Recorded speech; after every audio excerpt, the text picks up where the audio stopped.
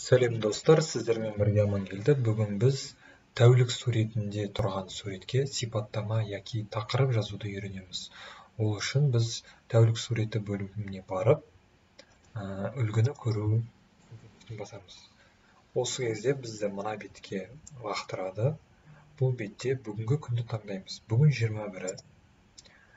21-ші күнгі суреттің тақырыбы жазылып болған. 22-сі де жазылып болған. Жазылмағаны 23-і. Сондықтан біз 23-ін жазамыз. Ол үшін біз бірнеше жолы бар. Біріншісі мына сілтемені басу, екіншісі мына сілтемені басу. Оғанға дейін біз бұл суреттің ортақ қордағы анықтамасын көріп алуымыз керекпіз. Ол үшін мына N сілтемесін басамыз. N сілтемесіндегі сипаттаманы оқып аламыз да, дәл осы сипаттаманы ұқсатып, яки мағынасын ғана алып, өзіміздің бөлімдегі тақырыпты құрастырамыз. Яғни бұл жерде Жанақпұр бекетіндегі тастанды пойыз. Дәл осы анықтаманы біздің Википедияға жазамыз. Ол үшін жергілікті деген сілтемені басып, ең бірінші кезекте біз санатты жазып аламыз.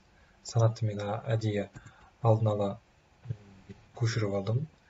Мына санатты көшіріп жүрсеңіздер болды, сақтап алсаңыздар болды. Оның алдына Жанақпұр бекетіндегі тастанды пойыз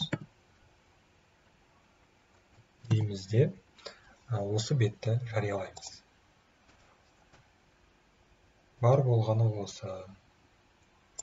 Енді бүгінгі күн енді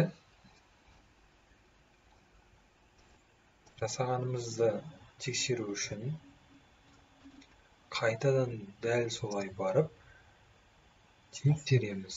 Міне, біздің жазған тақырыбымыз мына жерден көрініс тапты. Енді 23 күні басты беттен көрінетін болады.